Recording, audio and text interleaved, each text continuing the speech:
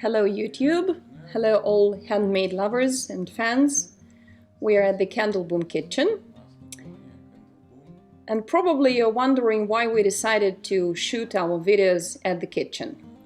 So we thought that this format will be interesting for housewives and for common regular people who don't have a special workshop, but they have a house or a flat or just a kitchen. And they would like to carve and make candles there.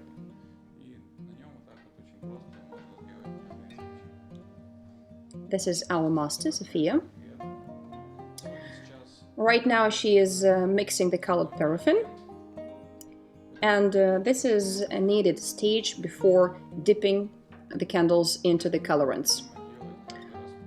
Pay attention that you need to do it each time before you want to make a new candle. It makes the colorants brighter and bolder, so to say. Let's have a look at what kind of palette we have today. Usually we work with a more classic palette, but this time we've decided to show you what you can do with pastel colors. Usually it's perfect for making gentle, romantic candles and presents, which are perfect for wedding events, for online shops, or just for some shops with romantic souvenirs. And girls really like to make such presents and give them to their guys. Okay, Sonia, please tell us what kind of a candle it's going to be, how tall is it going to be, and which size it is in all our candles.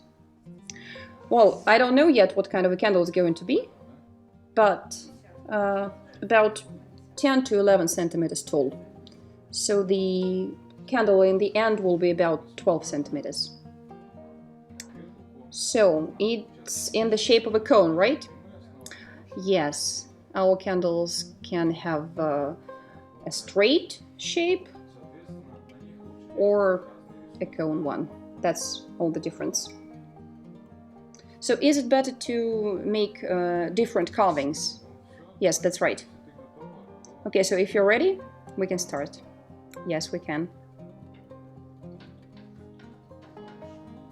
Alright, so we have 6 colors, white and 5 other colors. And we can cook up something really interesting with these 6. So first time when you dip the candle into the paraffin, you need to wait a bit so that the candle base can heat up. And we recommend to do this every time. In this case, the candle can stay warm for quite a long time, and it's going to be easier to carve it.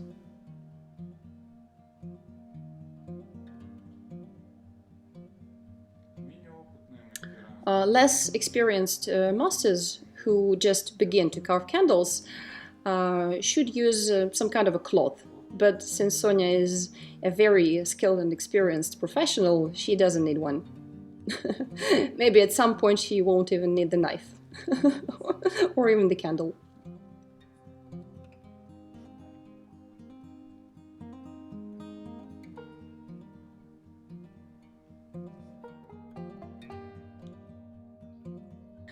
By the way, it's the first time that we use our new wax melter equipment, which is called Green.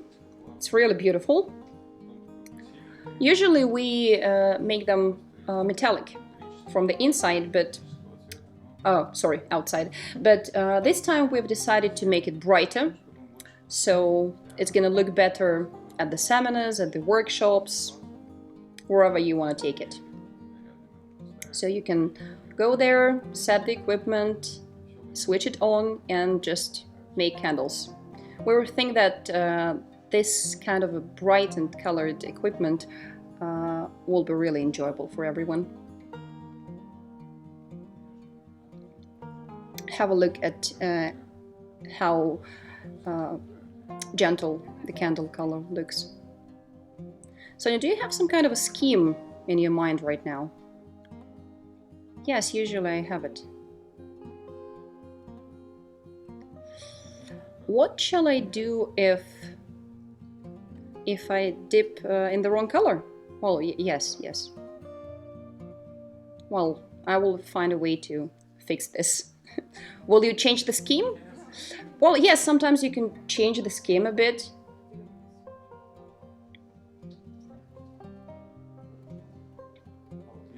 Okay, so what if you have a situation like that? Right now, you have pastel colors in front of you, but what if you don't have the right mood today and you would like to create a candle with black or gray or brown colors? Well, in this case, you should have a second set of equipment for that.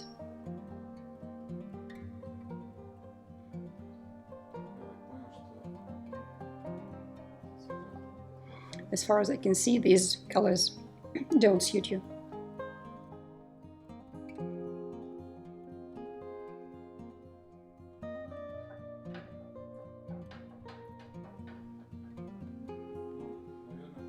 I guess that more attentive and experienced viewers have already noticed that Sonia usually dips every new color, dipping the candle in the white one in between. So if you want to use pink and blue, you don't just dip it in pink and then in blue. You have to dip it in pink, then in white, and only then you can dip it in blue. Why is that so? Well, because if the two colors are too different and too contrasting, they will give you kind of a dirty hue, and you won't like that. When the colors mix together, they give us a new color.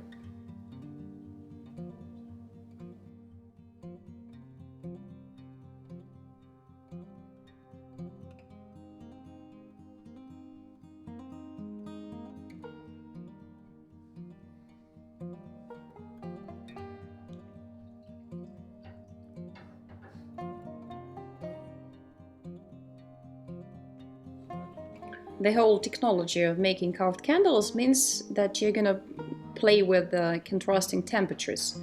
So here in the cells, in these containers where we have the colored paraffin, the paraffin is 60 degrees hot, but the water is cold. So as soon as we dip the candle into the cold water, the colored layer gets stiff, and the candle becomes bigger in volume. So while we are dipping the candle, it gets bigger and bigger, fuller and fuller.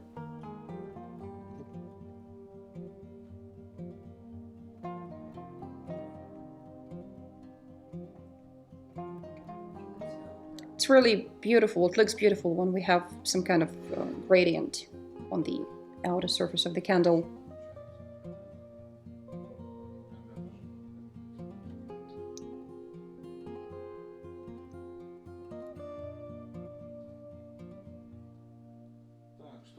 Okay, what are you doing?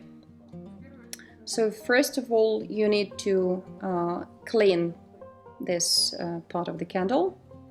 While the paraffin is still warm, it's easy to do it. After that, it's going to be much more difficult. Then we need to cut the bottom. How can we cut it flat? Well, what I do is I look at it in the profile.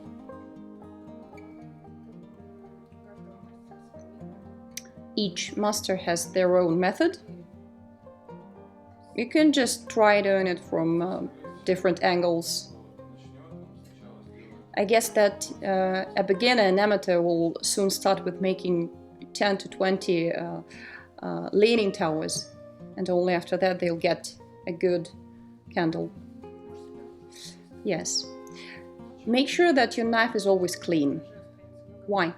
Well, because if you have a lot of paraffin on the knife, it's gonna stick to the candle. So you don't just do it because you're a perfectionist. It's because that's the technology. Yes. Okay, let's start carving. Why are you doing it that way? Bottom to top. Well, I have some kind of a scheme in my head, so that's why. But it can change in the process.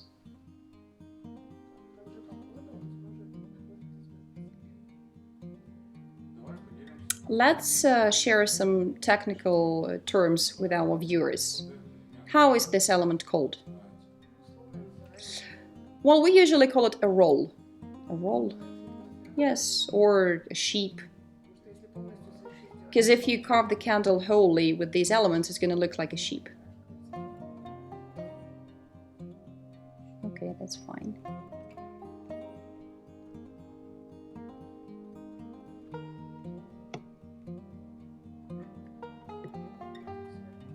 Then you put a petal above the roll. A petal is easier to comprehend. Well, even the roll was first a petal, and then you roll it.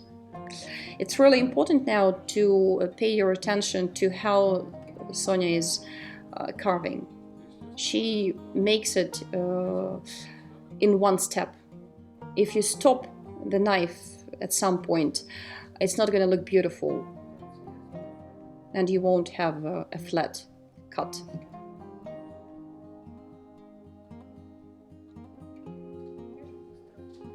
You have to carve really quickly because the candle is getting cooler and cooler gradually.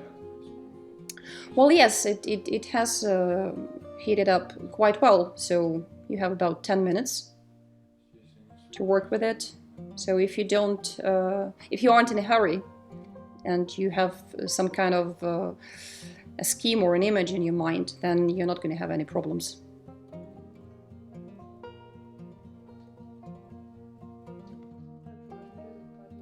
You can carve each element one by one and then roll each of them one by one as well. But it's going to take you more time, obviously, because if you cut the whole level at once, it's going to take you much less time.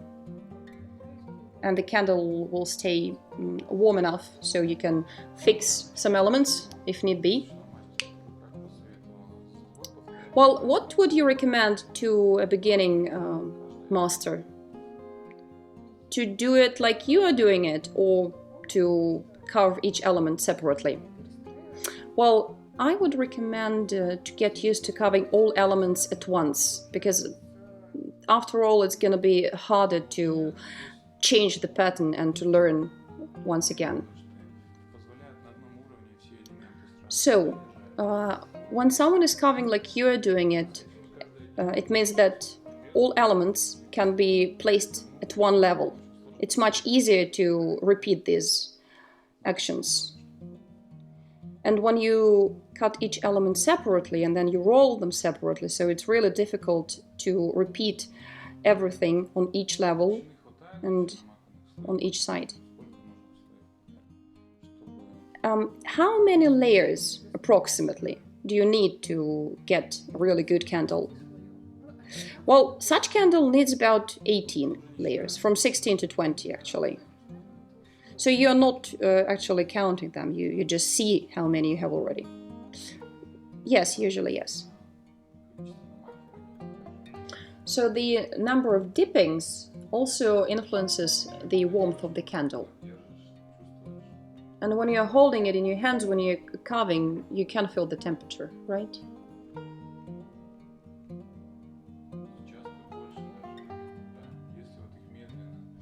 Right now you're making more elements, and if you start rolling them slowly, they're gonna cool off quickly.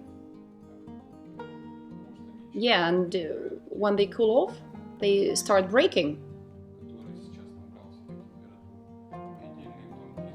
They don't touch the middle of the candle, which is still warm. So these separate thin layers, they get cool really quickly, so you have to speed up. You have to work with some certain speed. Some elements are easier to make with your left hand, and some are easier to make with your right hand. And it doesn't depend on if you're left-handed or right-handed. You'll need both of them.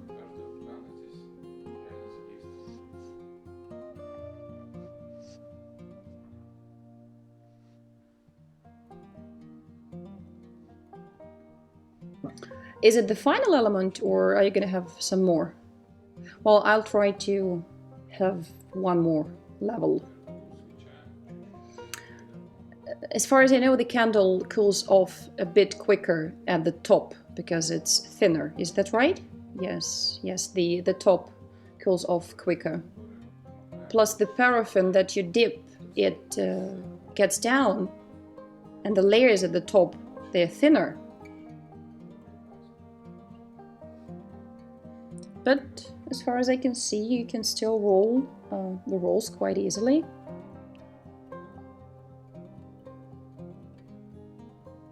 That means that the candle still has quite a good working temperature.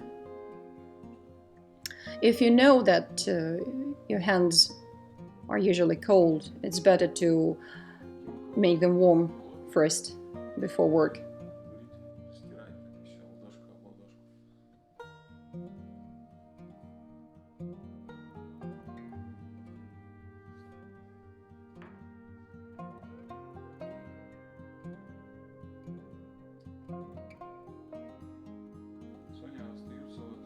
So you have some free spaces between the candle's edges. Are you gonna somehow decorate them? Yeah, I'll try to make some extra elements with the loop knife.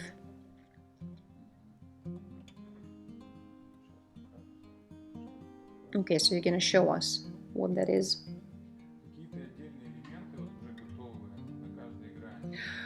Do any separate elements which are already made on each edge have some certain technical names, like those petals,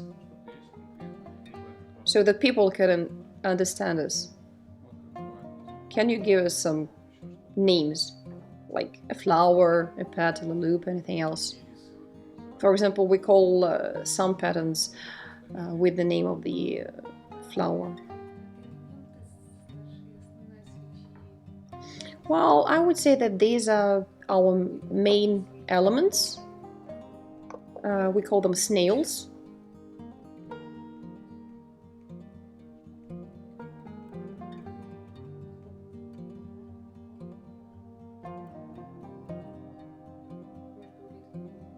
And between the snails, I'm going to have long spirals.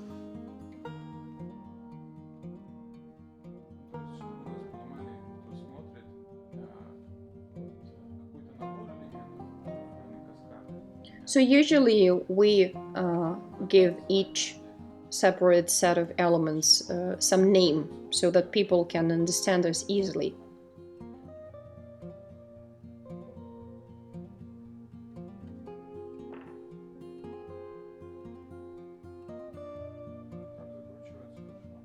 Is it easy to roll it? Yes, the candle is still warm enough. The temperature also depends on the dipping. If you dip quickly, then the candle loses less warmth. And if you dip for a long time and then you keep it in water, then the candle's layers start cooling off and then breaking eventually. So do you mean that if you keep a candle in the water for a long time, it's bad, that you need to dip it in water quickly and then take it out? Well, I would say that the whole process of dipping all 20 layers should be quick enough. So if you keep the candle for a long time in paraffin, then the layers are gonna melt, and you need to take the candle out pretty quickly too, so that the previous layer doesn't melt.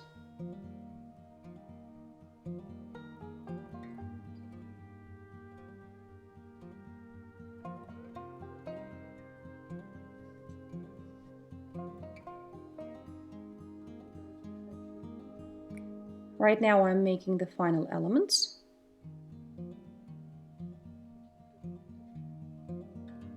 We call them snails as well. So we have a candle with 6 edges, which means that we're gonna have 3 snails, right? Yes. And 3 some kind of lollipops. Yes. One after another.